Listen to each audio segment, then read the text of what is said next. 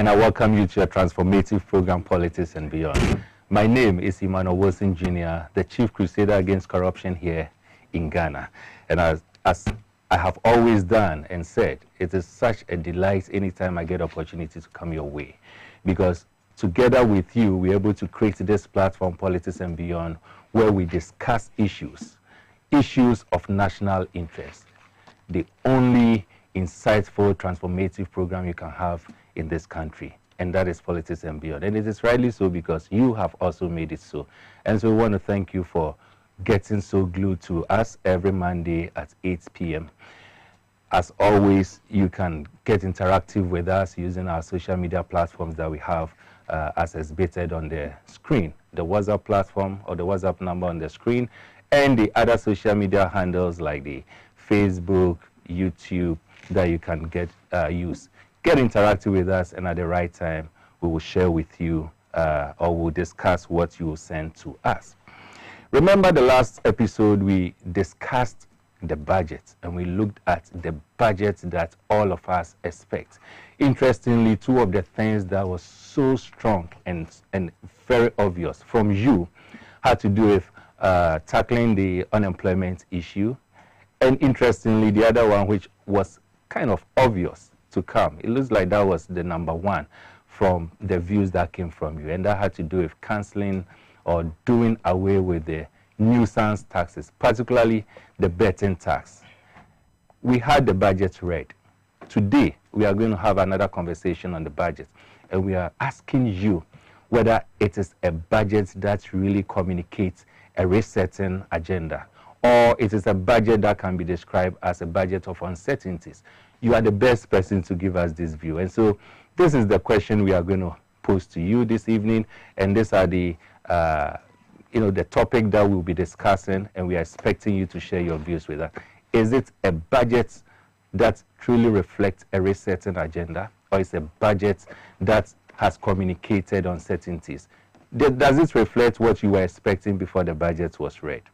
We will take a commercial break, and when we come back, I'll introduce to you my guest that I have to lead us in this conversation. Meanwhile, you are also at liberty to share your views, your comments, your questions on this topic. But before we even take the break, remember this past week, some major things have happened. One of it has to do with the removal of the IGP.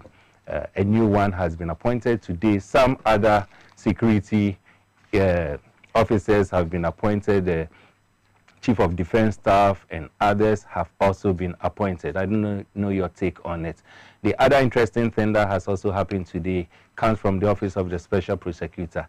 In line with the purported corrupt practices that has the former finance minister being at the center of it. I don't even know what you make of it, but my position has been consistently that if indeed we are committed to fighting corruption in this country, then my humble advice to the president and the appointment agencies is that the special prosecutor, Kasiebo, should be removed.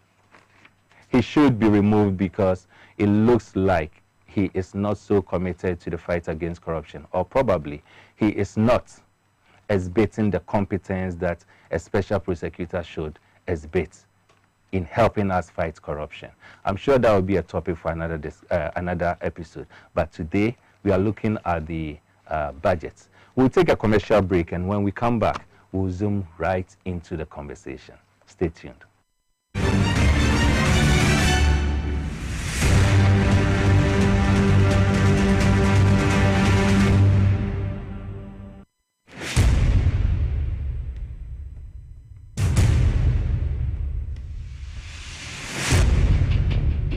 The average human body mass should have at least 60% water for optimal performance in any physical or mental exercise. We can help you maintain it naturally.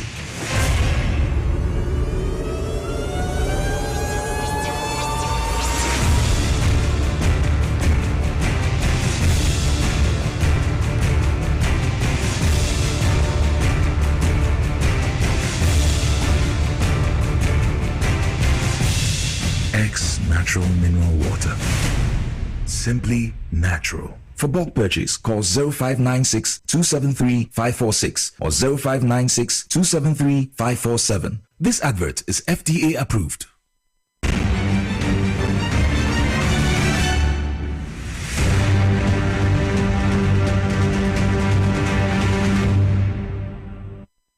Thank you for keeping faith and touch with us. We are just a short break and we're having a serious conversation on the OSP. But trust me, it will be a conversation that will have another episode. Today we are looking at the budget, the 2025 national budget. Is it a budget that is resetting Ghana, or is it a budget of uncertainties? We are privileged to have with us two of our fine brains in this country to help us in this conversation. And I'm making reference to Honorable Ataisa, who is a financial analyst and an MP for Sanarigu constituency. And also, we have our own Dr. Daniel Appiah, who is an executive member of Crusaders Against Corruption Ghana and a political governance and public sector reform expert. Gentlemen, good evening. Good evening. And welcome to... It's a pleasure. Welcome to Politics and Beyond. It's always a privilege to have both of you. I mean, even when I'm having you as individuals, it is such a great thing. So today I'm imagining how the show is going to be to have these great minds, here. But Honorable, how is the constituency? It's going well.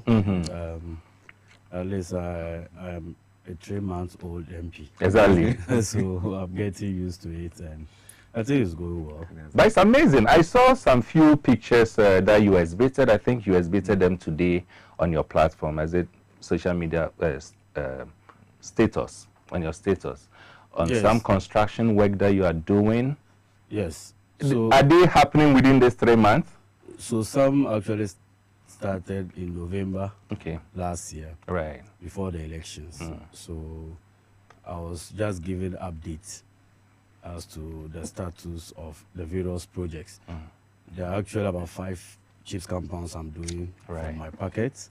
Wow. And 3 classroom blocks at 3 different locations. That's impressive. Yes, so I'm only measuring the progress of work. That's right. And my expectation is that now that the people have voted me into office, I see to the completion of those projects and even new ones. That's right. I think the next 2 months we'll see shortcutting for 2 more. That's great. Just to make sure that access to healthcare and education is massively improved in Sanaro constituency. That's my objective. Fantastic. Congratulations in advance. Yeah, congratulations. In the very near future, this platform will be engaging in what we call the bringing governance close to the constituents. And so we'll be visiting some of the constituencies to see what is happening. Trust us, your constituency will be one of the constituencies that we'll be visiting. It will be a privilege. Yes, we'll do that. We'll do that. Yeah. Doc, I hope you had a good day. It's been quite a good day. Fantastic. Ups and downs, but that's life. Fantastic. Yeah, so we'll start straight, and I want to start with Honorable, since you are coming from Parliament and you were doing the and the no, and all those things. We've had the budget read. Yes. I mean, prior to the budget being read, yes, my viewers had the opportunity to engage on this platform, and they all gave their expectations. Yes. So many of them. We've thrown to them to let us know whether their expectations were met or not. But I want to find out from you, speaking on behalf of your constituents. Yes. How do you assess this 2025 budget? So let me say good evening to you and to Doc and to our viewing public, most especially to the people of Sanargu constituency. Right. So for me, speaking on behalf of my people, and also representing them in Parliament, I will say that this budget is a budget of hope. It's a budget that responds to the critical needs of our people, and it's a budget that is sensitive to the plight of the ordinary Ghanaian. Having inherited an IMF-supported PCPEC program, often previous regimes would have said, let's burden share, or the economy is in crisis. Because of that, everybody should tighten their belts. That's right. If you look at this budget, it departs away from the usual norms of burden sharing, and it focuses more on alleviating the suffering of our people. Look, in the run-up to the 2024 election. Yeah. One of the critical social contract that both political parties made to our people was improving their welfare. So I was expecting nothing less than what I've heard so far. And the finance minister should be commended. I've said it numerous times that he delivered the shortest budget presentation, but most impactful, and he carried along everybody whilst reading the budget. And for me, I am happy. At the end of 2024, the incidence on poverty was 23.4%, which means that one out of every 4 Ghanaian that you picked is classified as being poor. 20 what? 23.4% means that Yeah. every one out of every 4 Ghanaian that you sample, Yeah. one is poor, meaning that that person cannot spend above 16 Ghana cedis a day. So when you have a situation like that, a budget seeks to relieve the poor person or reduce the cost on the average Ghanaian, and the budget did just that. And I am particularly happy when you look at the theme of the budget, resetting towards building the Ghana we want, with a very nice medium-term objectives. And let me share some with you. The primary objective that this budget seeks to do is to reduce poverty or hardship. That is our foundation, because the average Ghanaian has suffered in the last 8 years, and we said we could do it better. Right. And the second one is to ensure macroeconomic stability, including bringing down inflation to a tolerable level and stabilizing the exchange rates, restore fiscal and debt sustainability, implement bold and ambitious structural reforms, restore investor confidence, restore good governance, and fight corruption. These are some of the critical pillars over the medium term that we want to achieve. Right. And bear in mind, you cannot understand this budget without looking at where we come from or where we took over from. I always say that the approval ratings for this budget is high because, one, it was preceded by the National Economic Forum that assembled all stakeholders at various levels to participate in the budget making process. So you could see that it took the various opinions and shapes across the length and breadth of this country. So this is a consolidated budget that is an expression of the will of the people. That's number one. Sure. Followed by the National Education Forum that also brought together various stakeholders in our educational sector as to how best we can shape and mold the future of our kids. So don't be surprised when you see some of the strategies that we want to make the PHS work better, because it consolidated the views of various stakeholders in the sphere of education. Also, interacting with the market women and the traders to know as first hand what are some of the concerns that they face in doing trading. Did their views reflect in it? Yes. Very well. And when we go further, I'll demonstrate some of them. Right. And the last one was the innovative platform engagement that he did with the youth. That's true. And one of the topmost issues that confronted the people or the youth of this country, according to the X platform, was one, the e-levy, two is unemployment. And the finance minister did it with alacrity. Look, on Wednesday last week, to demonstrate seriousness in governance, the finance minister brought the following bills under a certificate of urgency. One is the electronic transfer levy repeal. So 2025, which has been referred to our committee, that's the finance committee, he seeks to repeal the e-levy. So after this budget is approved, there will not be payment of what? E-levy. This is not like a lip service. He has demonstrated a commitment to, let me say, fulfilling that promise or that commitment President John Dramani Mahama made to the Ghanaian public. The second one is the emission levy. Repeal.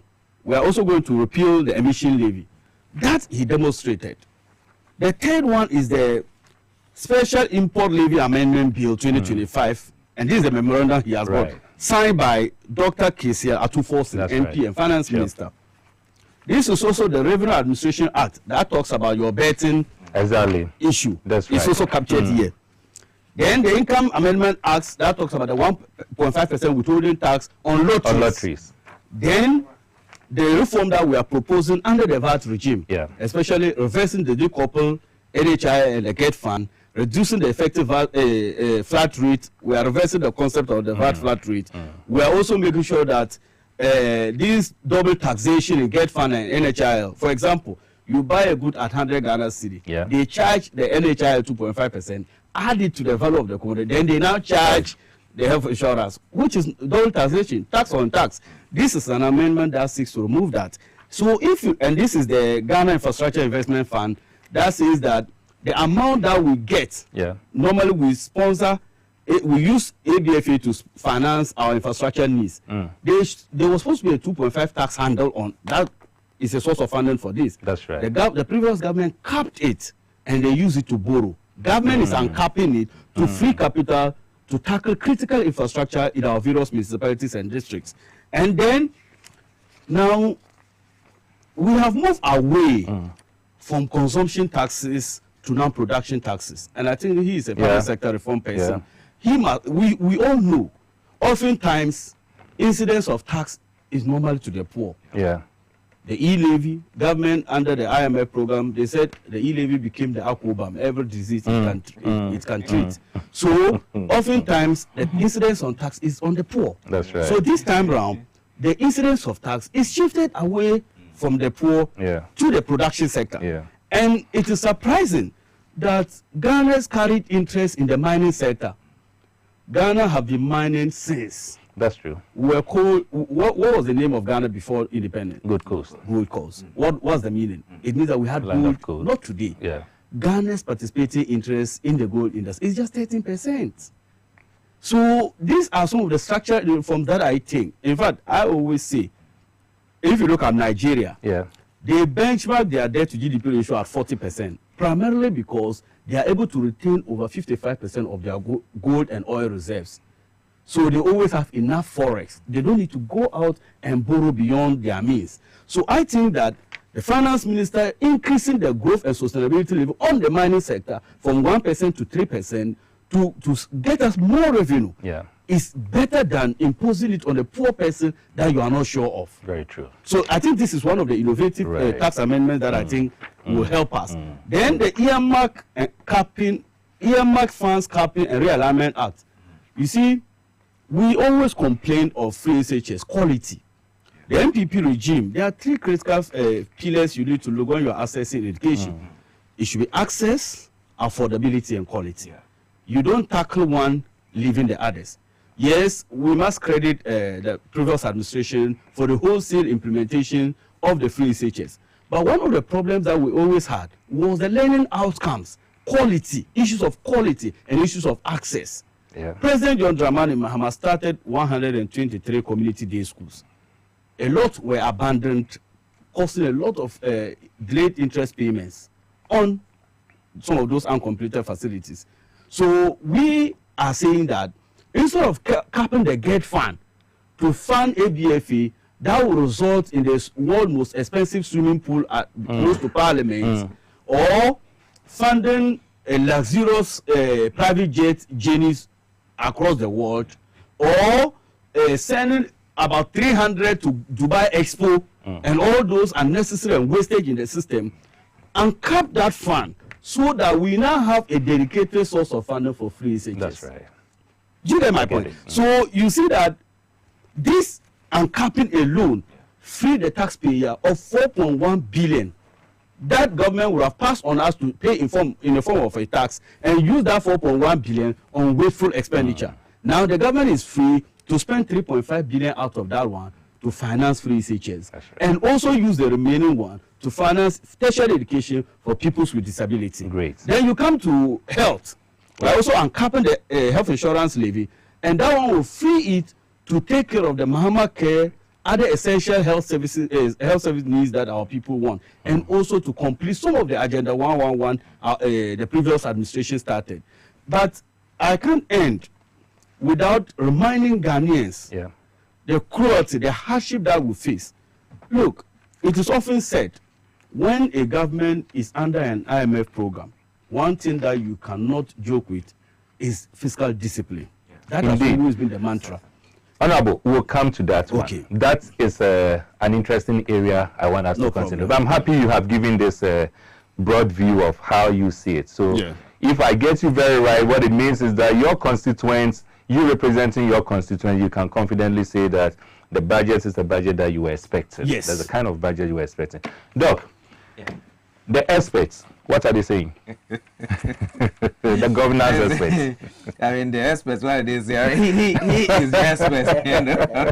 They are the men on the ground. They are the men on the ground. Working with the people. Right. But I think it's a very interesting budget. I mean, for me from the governance side. That's right. You know, I think that for one to actually appreciate the nature of the budget and then do a very good analysis as to whether or not the budget is on track or not on track, particularly in the area of political governance and in the reform of our public institutions. Yeah. It is important that you look at the NDC manifesto first, what it promised actually to do in the area of public sector governance, and then carefully examine the budgets to see whether or not some steps have been taken towards fulfilling the promise made in the manifesto.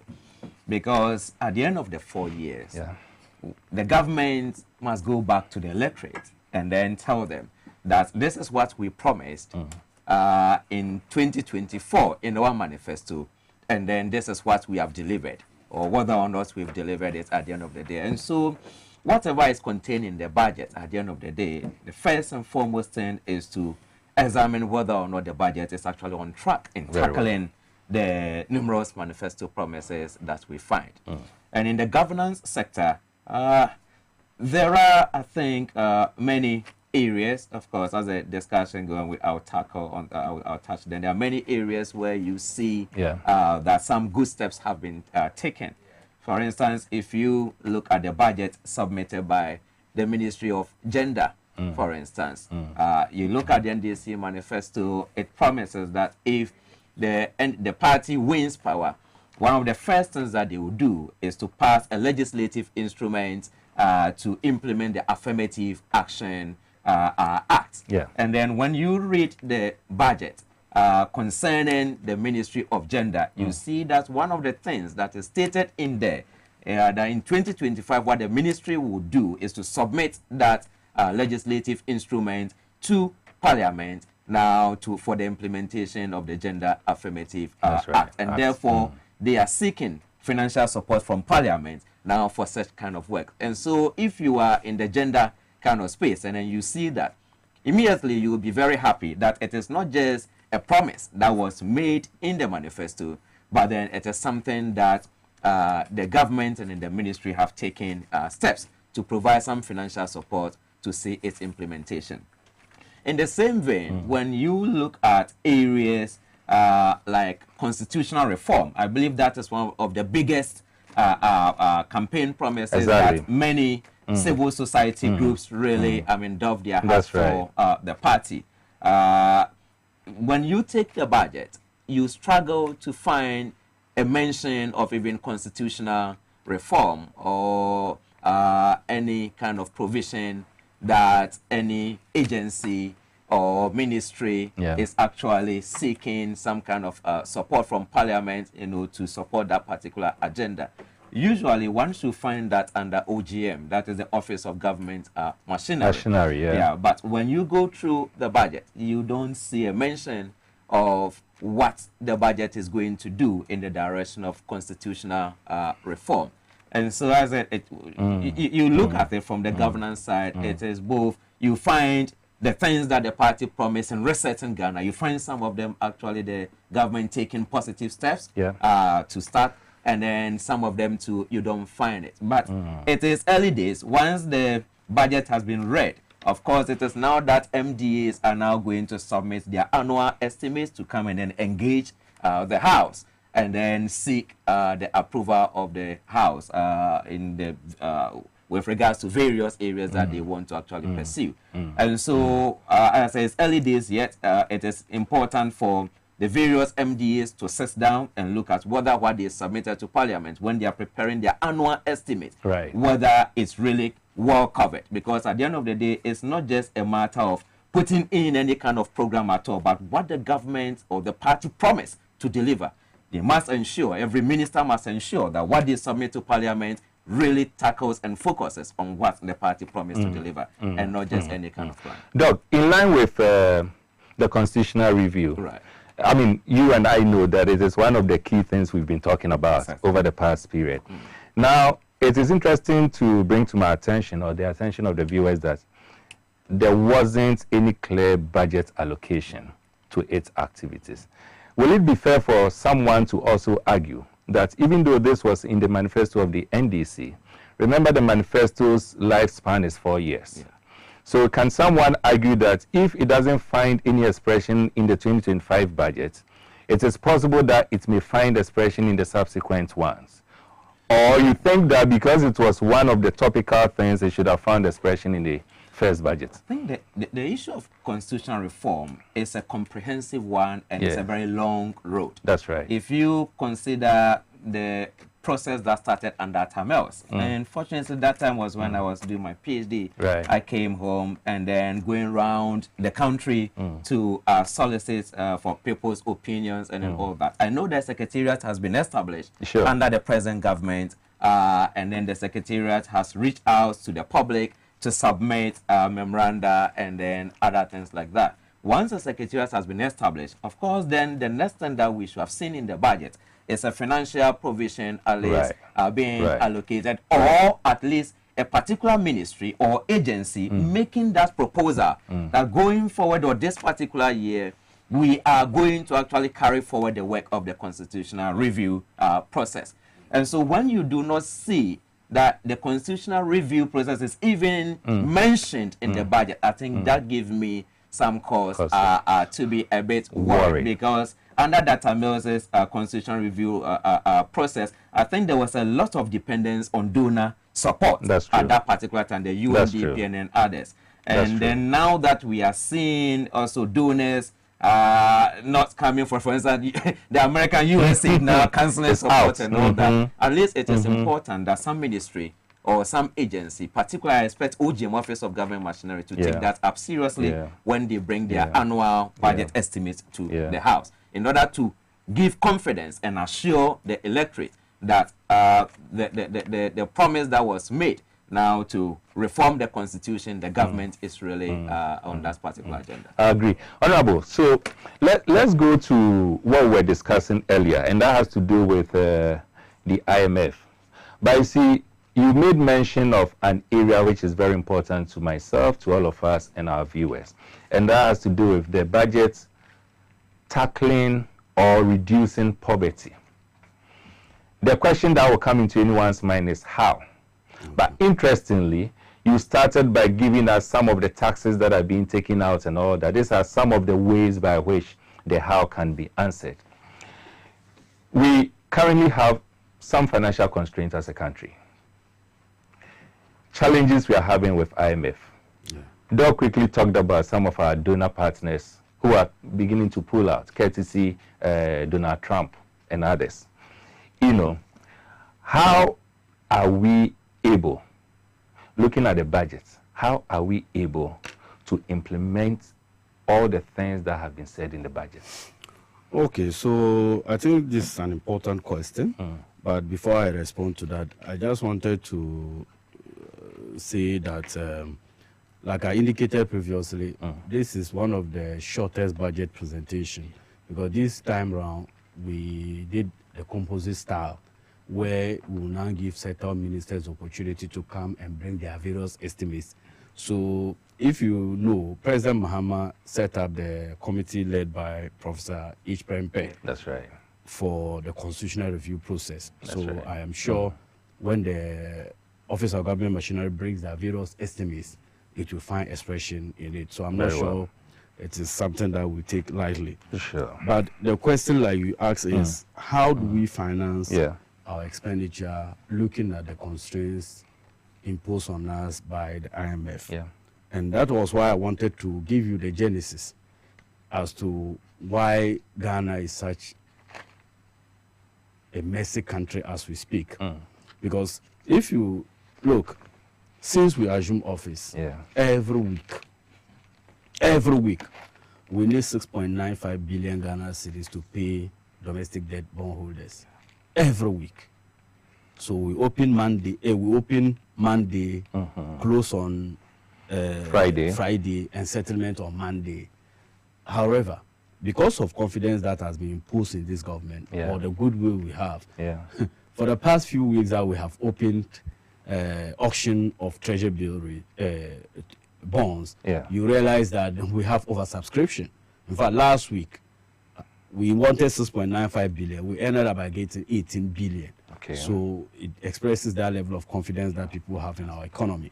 But I'm saying that the government didn't just talk about the programs. It also talks about sources of funding for those programs. In fact, this idea of USA that you mentioned, we have also made replacement or how to cushion the Ghanaian taxpayer on some of these revenue shortfalls. So number one, I've already explained some of the uncapping things that we are doing that will free a lot of resources to finance some of our critical programs. Number two is that if you look at wastage, government has cut its expenditure by 10 billion Ghana cedis. We are not a government that is not modest. We are a modest government. And we have taken key government issues that confronts the ordinary Ghanaian. So we don't want to overdo things. This is our maiden budget. For the fact that we have won an election, we should not throw the budget out beyond gear. And that's why we are targeting a deficit of 3.1% as against 7.9% that they did in 2024. So it is not, if you look at some of the programs that we have talked about, 24-hour economy, it's not supposed to be an expenditure line. It's just creating an environment for people to take advantage of the packages that you provide will not bring a lot of burden onto the Ghanaian. You look at the big push, 13.85 billion Ghana cedis. Ghana's total tax revenue that we expect this year is 186 billion. So tax revenue alone, the only thing that we are doing right now, we want to slow the rate of debt accumulation. Then we are talking about the big push, the Women's Development Bank, 51 million Ghana cedis. I am not sure it is something that is too much for the kitty of this country. The Jumawura program, 100 million Ghana cedis. The National Apprenticeship Program, 300 million Ghana cedis. And then the digital jobs, the CODES program, 100 million Ghana cedis. So if you look at all the projects that we say we will do, these are not high ticket or big ticket items that will cost the taxpayer. But at the same time, we are mindful of fiscal consolidation. That is the goal. Because, see, it is like, seek ye the kingdom of God and all others shall be added. That's right. Get the fundamental right, restore macroeconomic stability, and then it will open your economy up for investment. The investor confidence must improve. Ghana was ranked in 2024 as a junk economy. How do we reposition ourselves to attract foreign direct investment? If you look, one critical thing that often drives foreign direct investment is the robustness of your domestic financial market. This government, the previous governments, ransacked and collapsed our banking industry. So how do we make sure that we reposition our banking industry to make it viable to attract foreign direct investment? How do we promote intra-African trade? How do we intensify our trade with other countries? And so these are some of the things that should bother us. And that's why President Mahama is trying to do modernization of agriculture, farm to table and farm for export. Because the idea is that you cannot just keep on producing and exporting the same thing, yet you require foreign exchange to buy those same processed goods into your country to create pressure on your city. So that is why we are spending 1.5 billion on agriculture for economic transformation, where we want to establish district farm service center in all farming communities. So you produce a lot. We have added agribusiness to the Ministry of Trade, so that they will create value additions at various levels of the value chain and export processed goods to get enough forex in order to what? Cushion our city. But you cannot appreciate this budget entirely, like I said initially, without knowing where we are coming from.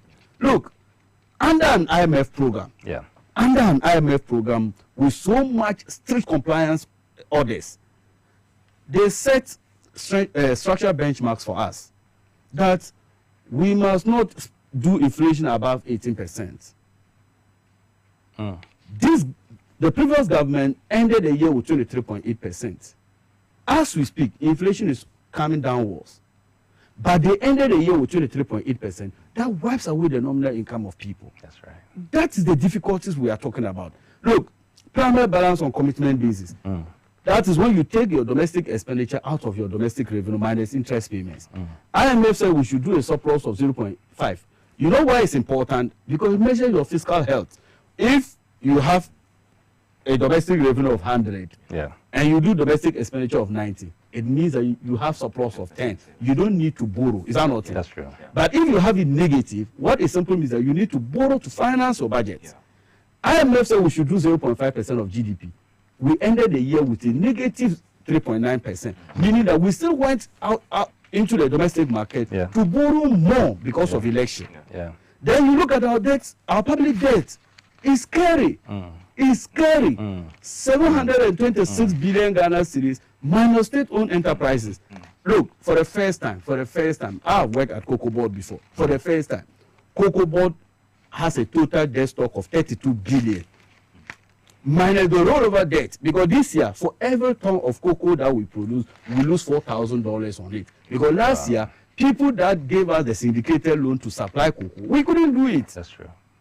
Because we allowed Galamsey to ravage all our cocoa farms. So the growth of 5.7% you saw, it was a Galamsey economy. That's why they will tell you that the source of the growth was mining and quarry, which improved by 19.1%. Where is the source? Because of Galamsey. Then you look at ECG. How can you leave a total debt of 68 billion to ECG? Then when there is power outage, you say, oh, we left you an economy that has the lights on. Yet, choked with debt. Then you look at our financial sector, like I had earlier indicated. Look, Ghana had a participation local participation in the banking industry by 67%. As a result of the difficulty with corporate governance, poor supervision by the Bank of Ghana and all those things, an asset quality review was done in 2016. That shows that they must intensify banking supervision. They must adhere to strict corporate governance strategies. And also people who were found culpable of misusing depositors' funds should be prosecuted. Government was implementing the asset quality review that was done by the IMF and the Bank of Ghana. These people came, collapsed all those banks. Something that we needed 9 billion to save depositors' funds, we ended up by spending 30.3 billion, and we still need additional 10.3 billion and additional 2.2 billion to recapitalize NIB and the ADB. Yet, thousands of households lost their jobs. People are now doing menial jobs. The dignity of the Ghanaian worker was worsened. People lost their lives as a result of that banking sector cleanup. Then you come to grow external performance. Our exchange rate, Ghana's exchange rate, you know it. You can't plan with our city. Today it is 14, tomorrow it is 15. You cannot be certain. And that is what drives price of fuel and it drives price of cost of transport. So I'm saying that when you analyze all the difficulties that we inherited, I am not surprised the finance minister started moving away from consumption taxes to production taxes. We have to pray for the government to implement some of these programs that will cushion the average Ghanaian. Look, last week, the government statistician came to Parliament. I asked a question. I said, what was the unemployment rate? He said the unemployment rate was 14.7%. If you have a country where you have 2 million Ghanaian youth sitting at home without jobs, and you said you left an economy that was doing well. So this budget seeks to respond to the difficulties we inherited. So it is not a budget that will implement all our manifesto promises for the year, but it seeks to consolidate the gains that we have made under the IMF. And I know that we will not be a party that will seek to extend the IMF.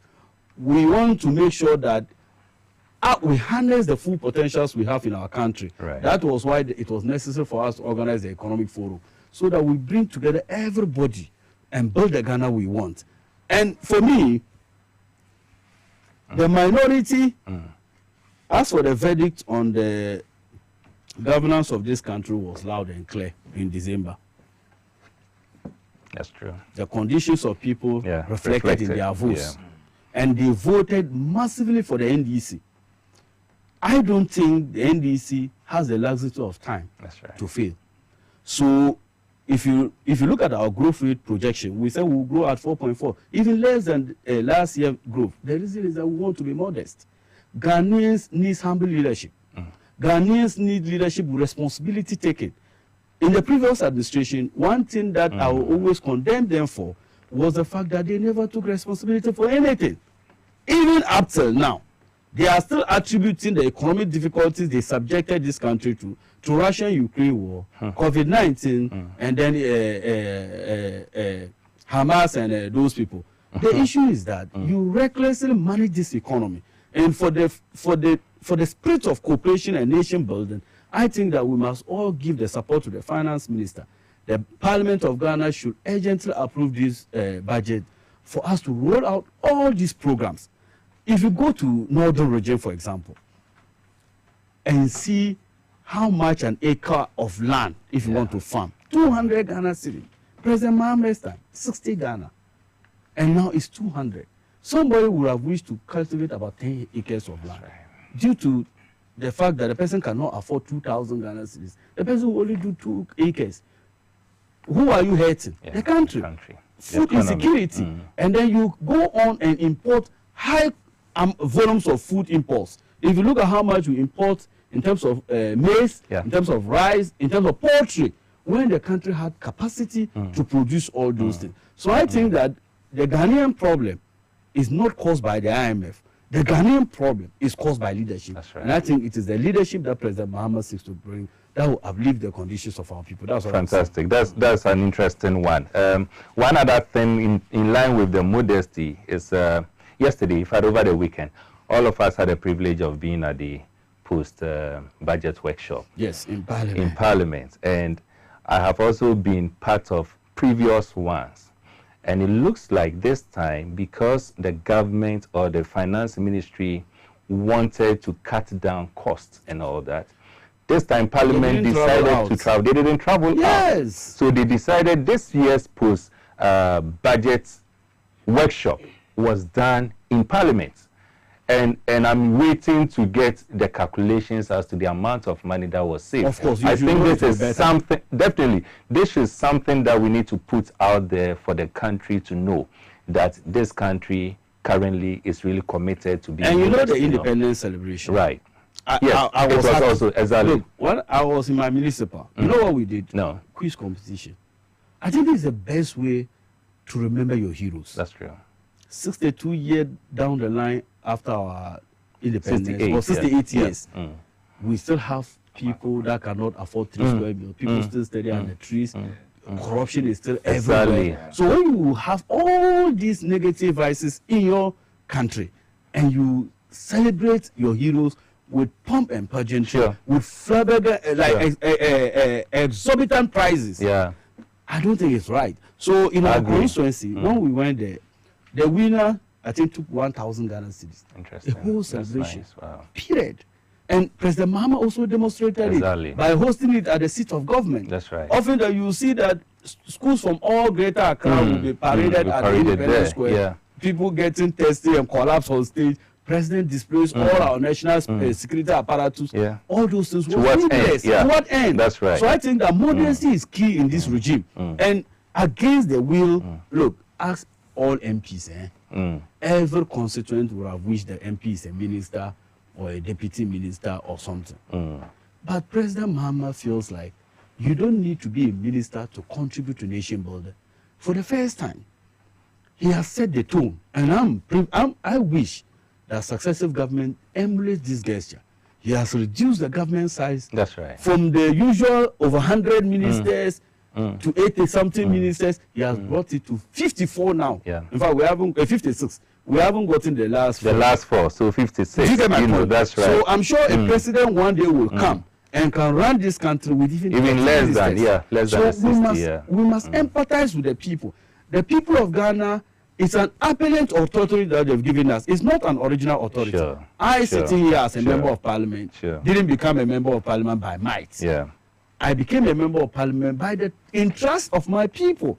I should live a life that resonates with the conscience of our people. That's right. But oftentimes what we see, people enter government and they live opulent lifestyle.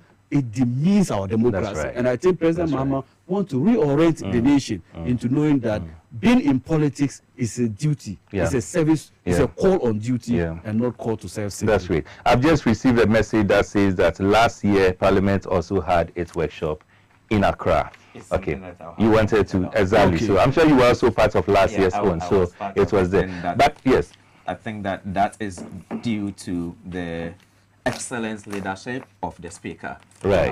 Honorable. So it was the Abango. Speaker who Yes, initiated that. exactly. Very To well. cut down expenditure. Yes. He certainly insisted last year, Last and that year. even generated some kind of hula baloo or controversy when he insisted that it should be done in-house Parliament. That's at the right. end of the day. And so I think that the new government, the current government, is blessed it's also continuing to have as this well. kind of The same continuity, Speaker yes, and continuing. urban government. But Doc, I know you have some comments to make on the budget.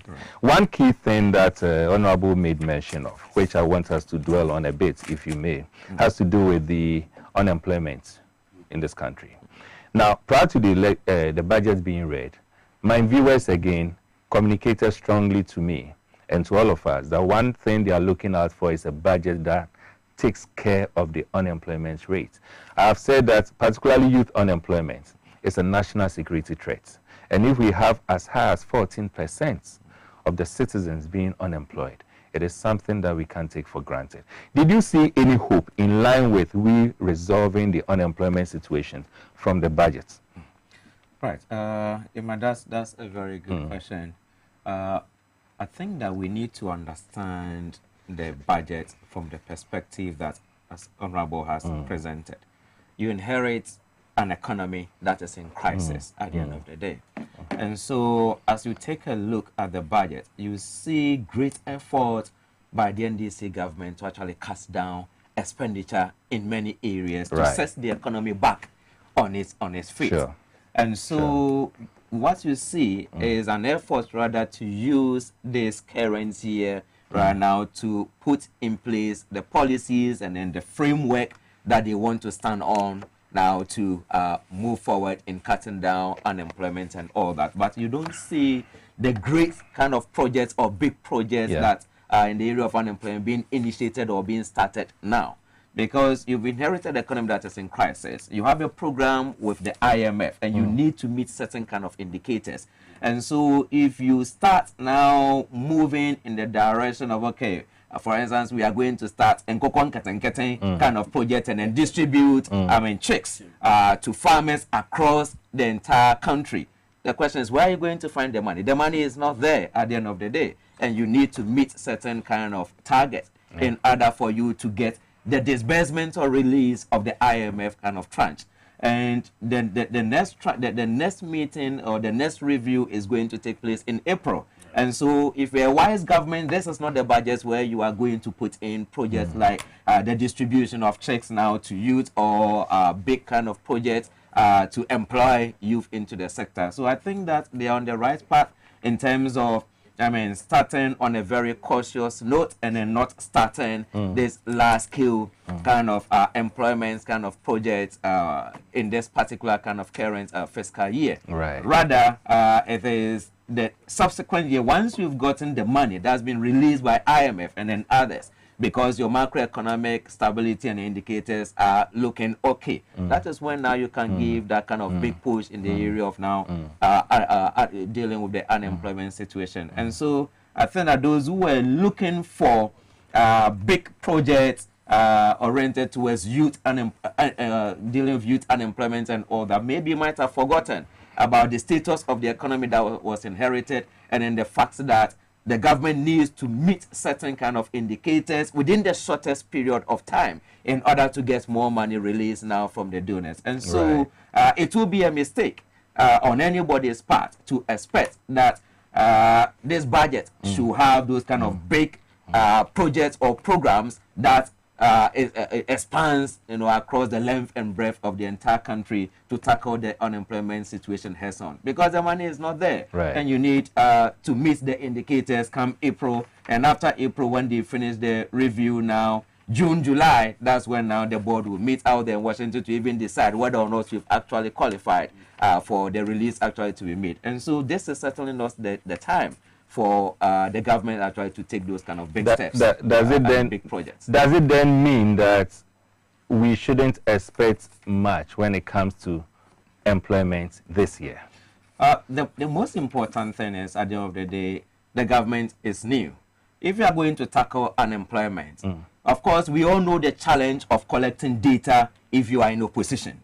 And so it is only when you get into the seat, or when you take the seat, that you now get to grips with the real situation on the ground. And so I would have been surprised actually to find a budget that is already, implementing fine-tuned, programs to tackle unemployment at the end of the day. And so what they have in the manifesto are broad programs that they have actually suggested that they will do. And so, as I said, it will be a mistake on anybody's part to expect that going into an IMF review come April, and then at the end of the day, expecting some release from the IMF and the government having to meet those kind of macroeconomic indicators, and expecting at the same time that, though you don't have money, but the government should maybe go and borrow or find money and borrow to come and then, kickstart this kind of programs. I think that person will not be really a realist at the end of the day. And so the most important thing perhaps is to expect what the mid-year budget review will actually bring on board in those particular areas, but not this current budget. So what we can say then is that all hope is not lost. It's just that this budget intends to, probably just like the name goes, reset the foundation, the fundamentals. Certainly. And then after, it is clear that the mid-year budget, subsequent budget, we may see some clear direction as to ensuring that the unemployment is tackled. Certainly, is that it? Yes. Certainly, because even let me give one example. Yes. If you look at under Nanado's government, the Office of Government Machinery, if you look at the amount that was, for instance, allocated for goods and then services in the 2024 budget that was read at the end of the 2023, you find an amount of 924,143,874. Now you come to this current budget from 924 million. Now you see 285 million. You can see this is about 70% or so cast down on expenditure in that particular area. It's telling you that this is a government that really wants to really reset the economic fundamentals, of the country, right? And so at the end of the day, one will have to really appreciate where we are now. Is that for the government's machinery? The government machinery, the government machinery, and for just the administration sector. Wow. And so it is very, very important that one should not be sitting out there and maybe thinking that, oh, the government has disappointed the youth. You don't find great projects and then programs. Take a look at what the government is doing to itself at OGM, at the Office of Government. That's they can't continue on the path that they inherited. That's and right. then they are not just tightening their belt, but it looks like they are draining themselves down how to skinny to look very skinny at the end of the day. And so I think that certainly they are on the right path. That's a great one. We'll look at one other aspect, and that has to do with corruption fight. But before we get to corruption fight, I will ask you, Honorable, to give some education on one issue that came up after the budget reading, and that had to do with the finance minister and the former finance minister, Amin Anta. I think they were creating some confusion regarding lottery tax and then the betting tax. I'll come to you on that, but let me quickly read through some of the messages that have come. This one says, "Good evening, Mr. Wilson. The budget is really giving the ordinary Ghanaians hope. I agree with you that Special Prosecutor is playing with the mindset of Ghanaians. I am Christian Ikuamwa from Odome Chala in the Oti region of Ghana. My regards to W1 Wanede Emmanuel." Very well. Indeed, this budget of the current NDC government is a budget of hope, which is going to boost business and give relief to both individuals and businesses. The nuisance taxes are scrapped, which is an indication of a government that we can trust. If the content of the budget is implemented to the latter, it will bring massive changes to the citizens of the country. The research agenda is on course, and this is from Anthony Tete from Abidjan. Abidjan in Kwanta in the Busumche constituency. Very well. Good evening, Mr. Wilson. Fight against corruption in Ghana here. The judiciary that's supposed to punish corrupt officials are now protecting them. Shame on to the judiciary. Parimod Kanu from Odomichala in the Oti region of Ghana. Hello, Mr. Wilson. Please send my regards to Honorable Ataisa. I'm watching live from Tamale, Sanregu. In fact, Sanregu is blessed to have Honorable Ataisa as our MP. Okay, so this is from a constituent. Yeah. Right. Good evening, Mr. Wilson, and good evening to your panel members, especially my hard-working MP. The good people of Sanregu constituents are very proud of him, and he shall forever be our MP. The future of Ghanaian youth is now hope. And this is from Awal Zaguri. Hi, Mr. Wilson. I'm Frank from Accra. I think the special prosecutor should be removed. Ghanaians don't need mind games from any politician anymore. The OSP is not ready to help in resetting the country. It's been 3 months after elections and not even an ant has been arrested. He's rather playing mind games with us by making all of us focus on Oforiatta whilst other scandals are there for him to work on. It's either he's removed or we hit the streets against him.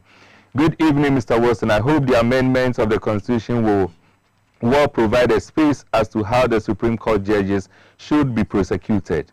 Oh, the Supreme Court judges themselves? Okay, I suggest they should be judged by 1 to 3 member committee from our... Oh, okay, no, this is not cool. How can you say that from our senior high schools? Anyway, good evening, Mr. Wilson. I respectfully think we should pay more attention to our mental health policies and ensure people sent to occupy some public offices go through mental screening before assuming office. This, I believe, will eliminate or minimize some of these things we see. Example, some irresponsible comments about the budget when there is a none, if not political. Needless press conferences, and okay, this is Filippo from Amasaman.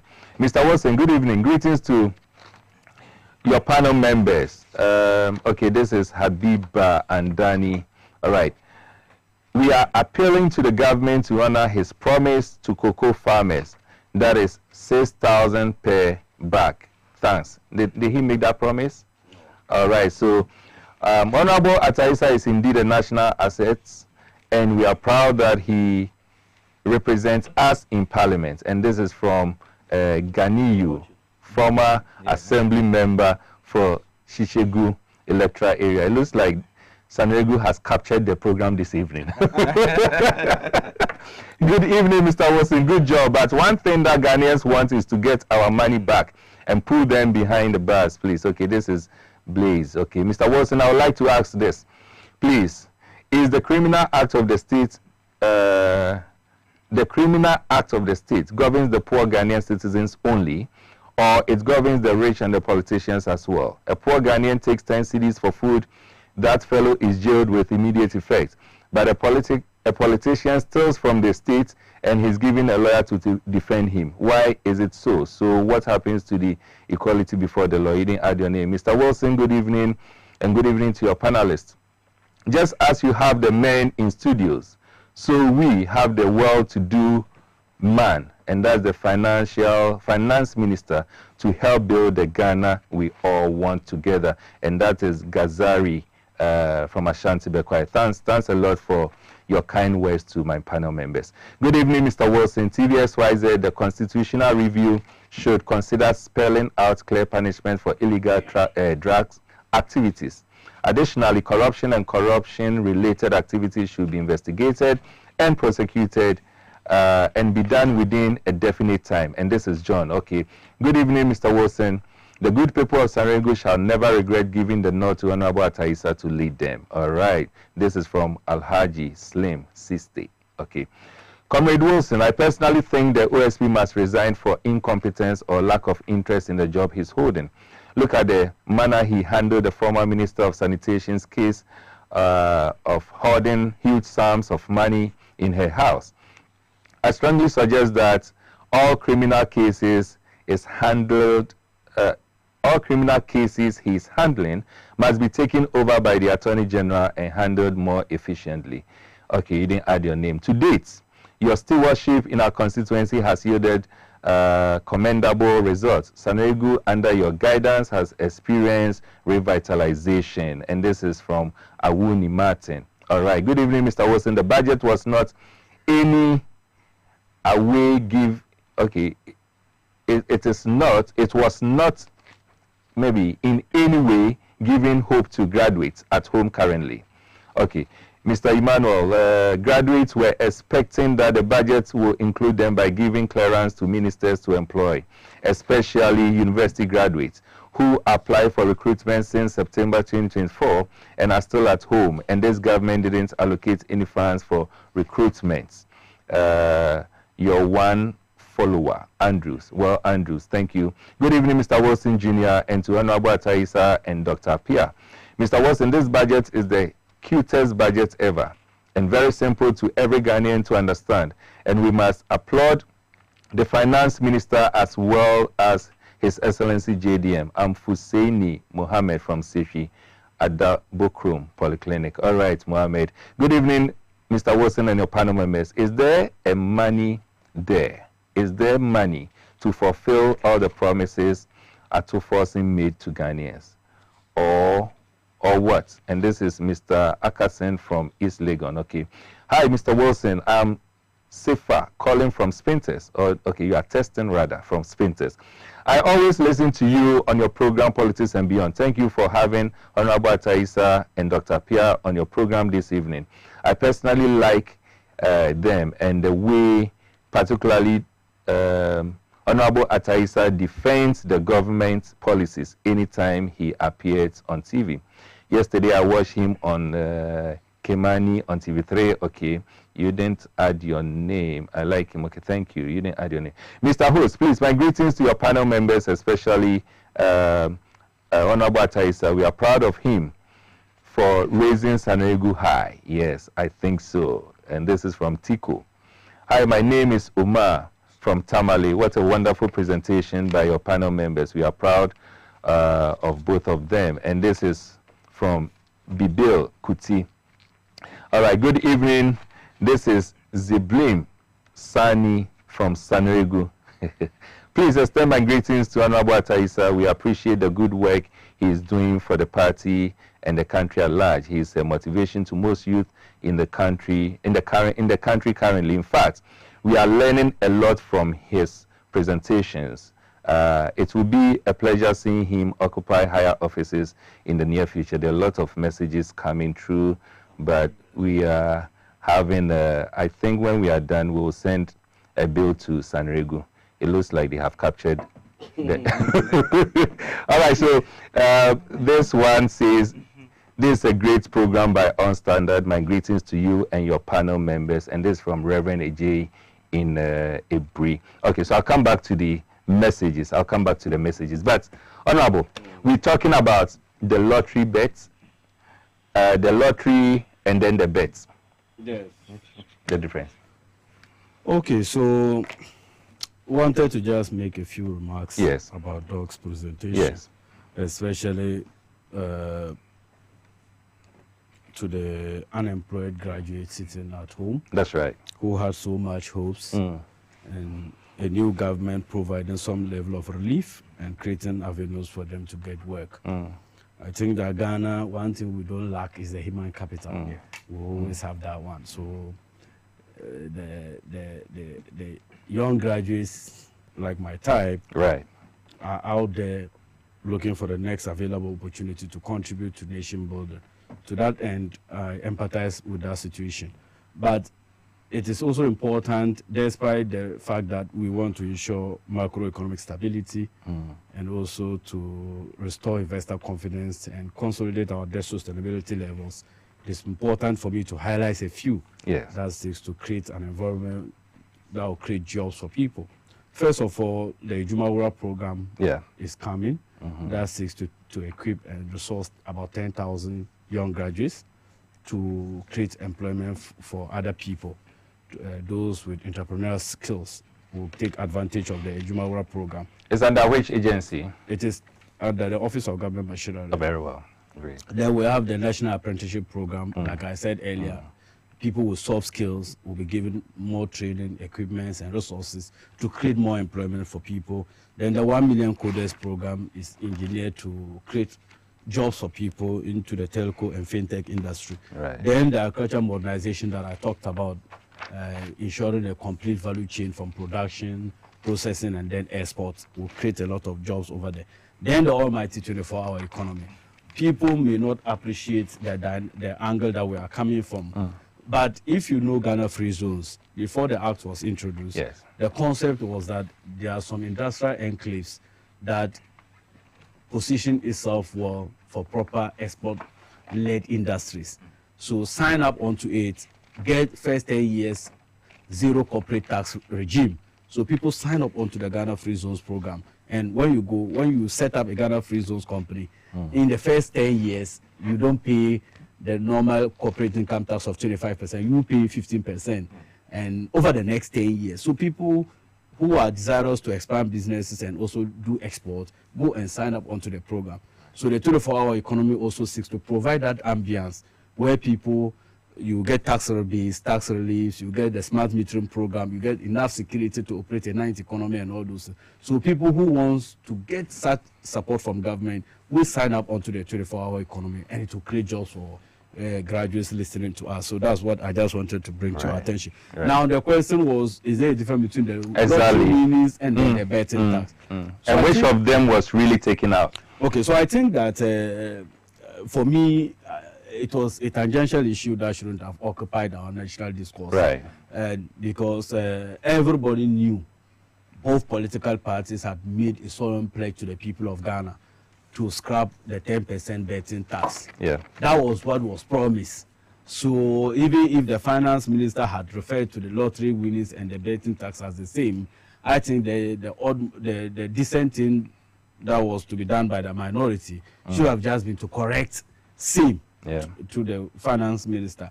But also going out to say that you never collected 10% betting tax, I think was disingenuous. So coming to the education, first of all, it's a withholding tax. And you know, withholding tax are not collected by government directly.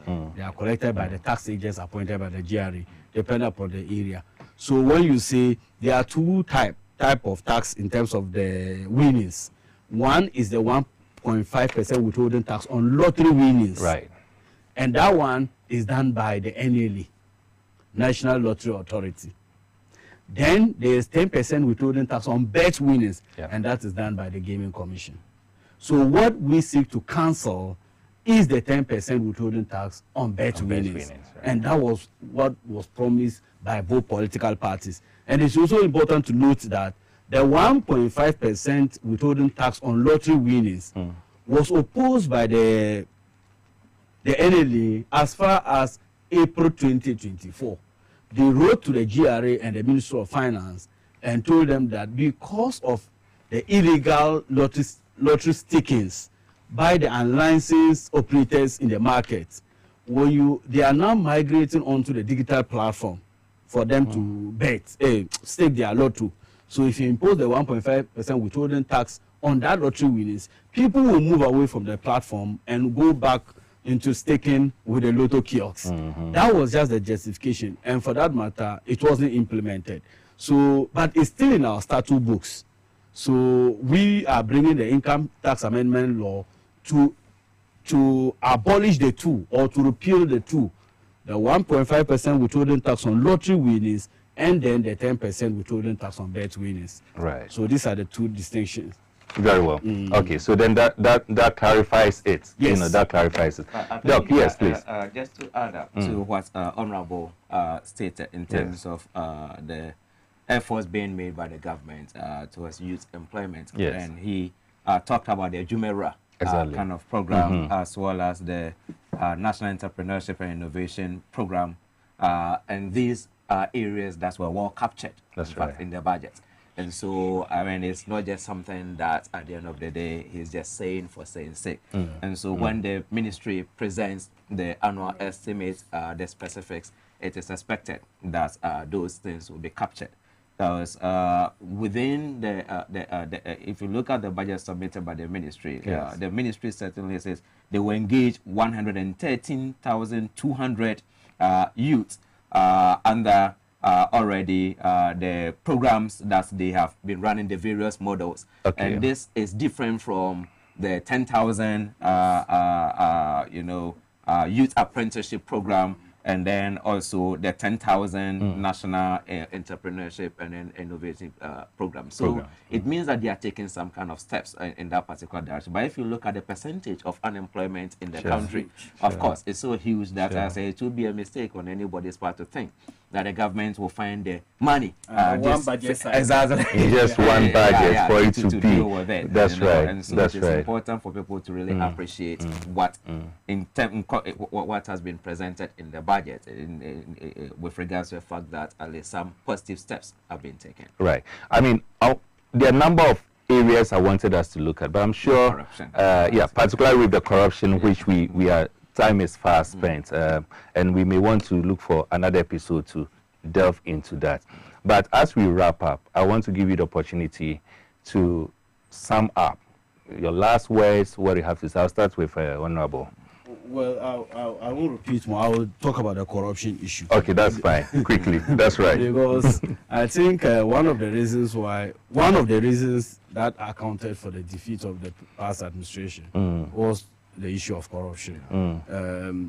If you remember, there was 1 month, one scandal issue. Every other month, there was a scandal. So it gave the government a lot of bad name and created a very big perception on the average Ghanaian that state funds were being looted. To that end, Ghanaians expressed their revulsion against the past administration by voting them out. So I think the government of Ghana presently has started well with these cost-cutting measures. And for me, every single money that has been stolen must be accounted for. To that end, I support various calls. And if you look at the various complaints and evidences that was tendered through the oral committee, That's right. it tells you the level at which Ghanaians resent corruption. That's right. People don't like issues of corruption. So I want to join calls to state authorities and to the president to make sure that we uphold the sanity of our public purse. We must make sure that we protect it as enshrined in our constitution. Because people cannot just come and plunder the wealth of the nation and go scot-free. So any witch out there that must be hunted should be hunted. There shouldn't be this idea of political victimization. When you call the previous administration people to account for their stewardship, then they will tell you that, oh, you are persecuting your opponents. I don't believe in that. Once you are a witch, you must be hunted. And I join calls once again to say that if you look at the MPP under the last 8 years, corruption perception index was always bad. That's right. In fact, the worst under President Mahama in his first term was the best for the 8 years. Yeah. So if you look at those things, it gives an indication that a lot of wrongdoing was committed against this country. And for that matter, people must be made to face the law. That's Very well. Thank you so much. Doc. Yeah. Right. I think that the corruption area is one area where the government can make a lot of gains from its manifesto promises, because there are so many things that they promise which will not require any huge expenditure. For instance, in the manifesto, the government promised that they will make sure that the power to surcharge, not just disallow, but then the power of the Auditor General to surcharge those who have misappropriated or stolen our money will actually be exercised. And we know that after Mr. Demelevo left and then the new Auditor General came, he's never done any of that. And therefore, it is very, very important that at the end of the day, that particular office, attention should be paid to that office. That's the Auditor General's office this particular period. Of course, he's already on contract, on retirement contract. And so if the government is really committed to making sure that the power to disallow and then search, and not just disallow but search at, is really exercised, then they have to pay attention to that particular office. The promise to establish a value for money office of course, yeah. and then to ensure that political appointees declare their assets. These are areas that really will not require any huge kind of financial expenditure. And as Honorable rightly stated, one of the major factors that drove this kind of widespread defeat for the NPP was the widespread corruption that was in the system, and the fact that there wasn't any kind of, hopeful steps that were being taken. And so, whilst the government does not, the current government doesn't have enough money or a lot of money to pursue big projects, but if you look at the governance side, there are so many things that can be achieved that do not really involve big money. And so, I will urge the government to really focus on making a lot of achievements in the governance side, whilst waiting for the inflows, the financial inflows to tackle infrastructure and then big unemployment kind of issues. But if they let go of the opportunity to make political gains or political capital from the governance side, I think that